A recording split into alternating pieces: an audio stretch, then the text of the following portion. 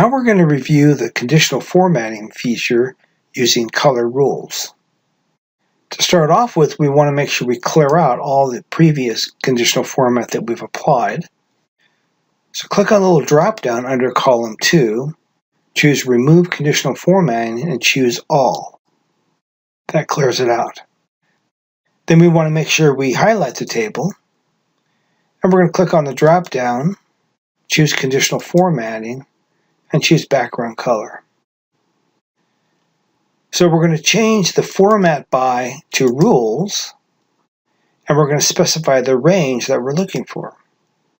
So if I say it's greater than or equal to 1, but less than 3, then that should format the ranges between 1 and 3.